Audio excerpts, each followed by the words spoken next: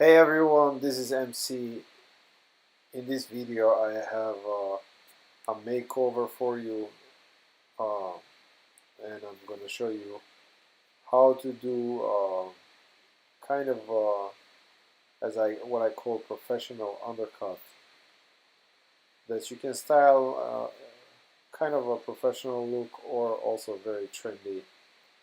And this is actually a makeover, so here a first point. When you are cutting the hair in a ponytail like this, it is important that you cut hair on the back and as low as possible towards the nape area. A lot of times you could make a mistake and cut it very high towards the crown and very close to the scalp, so then you will not have enough hair for your style. So that is very important that you don't make that mistake. You have to make the ponytail pretty low around occipital bone area and then cut the hair. Otherwise you will not have enough hair for the style that you want to create, especially if you are creating a long hairstyle such we have in this case. So first here, now what I'm going to do, actually first I'm going to section the hair and create the style basically that I want to create as a final result, and then it's going to be easy for me. I'll have a visual for what I want to do. Basically just remove the excess hair and then you are left with the style that you are desiring. So it is pretty simple here. As you can see, this haircut has an undercut on both sides.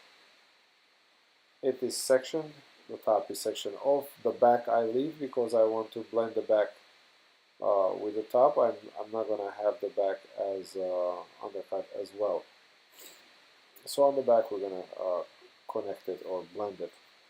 My first step here is using a heavy duty clipper for me in my system. The way I cut here, a heavy duty clipper is really must because it's the best clipper to remove. And I'm talking about the clippers with detachable blades. It's the best clipper to remove the bulk of the hair, and also it doesn't leave any lines for you that use clippers a lot. When you use combs or guards on your clipper, you know what I'm talking about, the lines that it leaves.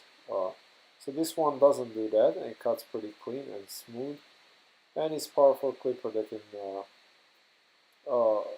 go through the hair easy.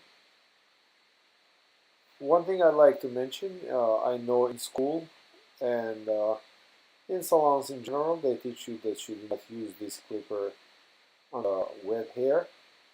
But I've been barber for about 17 years now. I started back in 2000, and ever since I use it on the damp hair. I always damp the hair, slightly wet. And believe it or not, I think this is still my first set of the guards. I mean, some of them I actually changed, but all of them are pretty much almost 10 years old.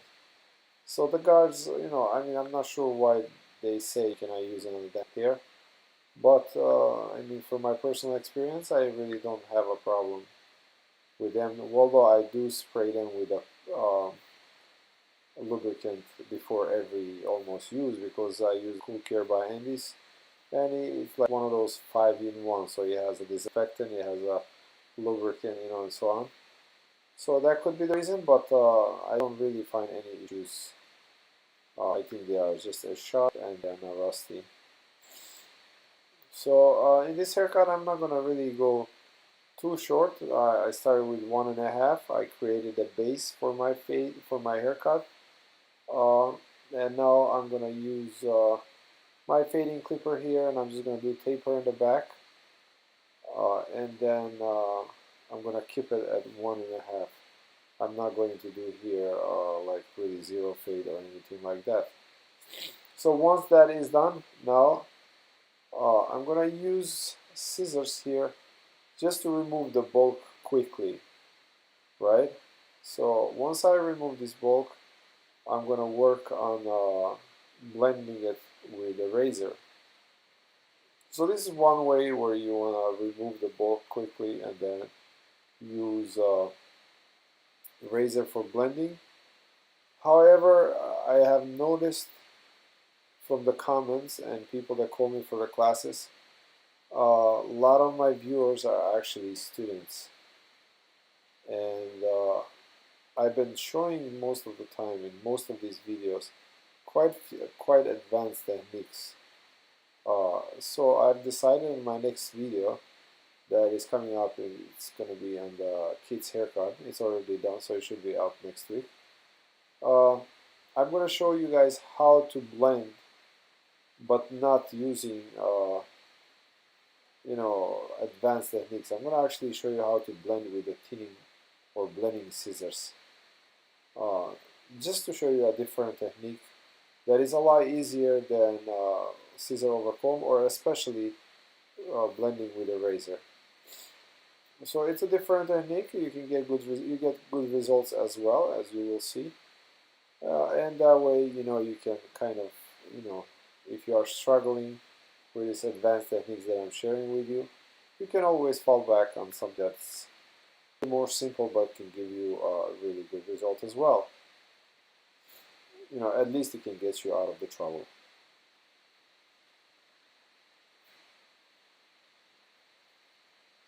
So yeah, here I'm doing some scissor over comb, and now once I remove that bulk, as you can see, it's almost slightly blended as well.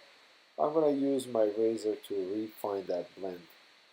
So and I also want to have kind of soft haircut with a lot of texture as well. So as you will see the way I will cut the top, the whole haircut will be full of texture, and it will be easier for this gentleman to style it. It will be a lot more playable.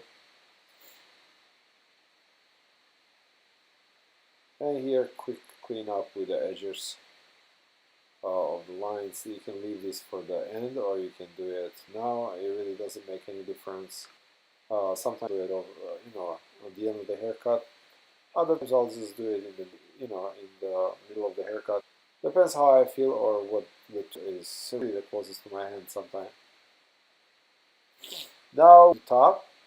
This gentleman has extremely thick hair, so a razor will be really excellent tool for his cutting, because I will start from about 2 inches from the scalp, and I will first thin the hair and then I will remove the length. So in the same time, in the same section that I'm working on, I will be thinning the hair, creating the texture, and then on the end of the design.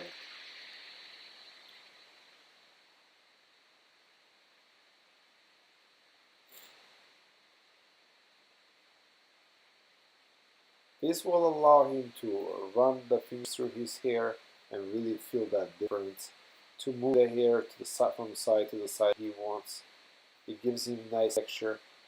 It will also hold the style because the hair is quite long on the top.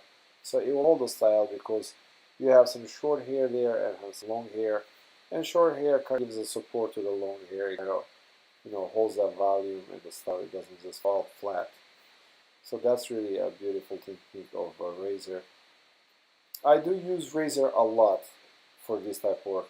However, I see, especially now that I've been into world competition, and I meet like different stylists, and especially the coach and so on. I see some of them like to use thinning shears. I'm not that big fan, but I am not against it either.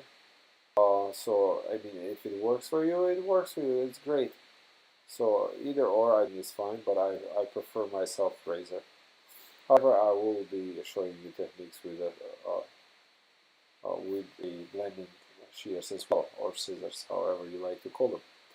So once that is done, now you can just go back with the scissors and see if the cut is even. If it's not even, you can just kind of remove any like excess hair. But as you can see, I have done pretty good job here with a guide. So I follow the guide pretty good, and it looks looks okay. What I'm doing now here, actually, I'm creating some eternal layers, what I like to call. Uh, these layers, they are so subtle and smooth, so now when he pushes his hair back, it kind of almost blend with the shorter sides. So you will see on the end when I style the hair, you'll have some kind of like subtle layers, like inside that connect the sides with the top. And here I'm just simply thinning his hair slightly more because the gentleman, as I said, has very thick, heavy hair. So for that style to hold, with the product actually, and obviously, you have to, create some nice textures. So this is what I was talking about here. You're gonna get, I think, a shot before I apply a product, almost on those layers there. And it's not 100% connected. You can, inside there, you have layers that kind of give you that, you know, nice look and also hold the style. And here, quick shape up. You can use shaving gels or creams or anything like that.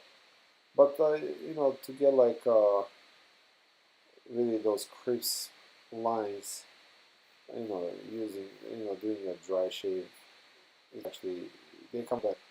But you have to use the short strokes. You shouldn't really use the long strokes on the dry skin. All right, now for the end, look all that texture that he has through his hair. You can see the short and long. You apply the product. I mean, I chose a wax for this hair, and then until the wax takes the hold, I just use some hairspray so that way the style holds until the hairspray grabs hold. So now you can see those layers, the eternal layers that I was talking about. You see how it almost blends.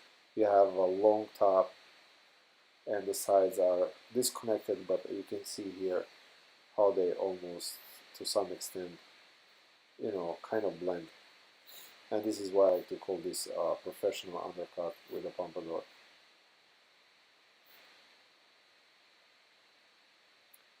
And this is your final result. So I'm back now from competition. I'm available for classes. I hold weekly workshops, 40 hours a week. You learn the basic and advanced techniques in men's hairstyling that I acquired over the last 17 years. Feel free to contact us at 860-995-5779. Please put a thumbs up if you like my work. Comments are welcome, and suggestions for my future videos. Even on this video, if you like to comment, you are welcome to leave any comments. Please don't forget to subscribe and share my videos, share the knowledge that I am putting out. And until next time, take care of yourself.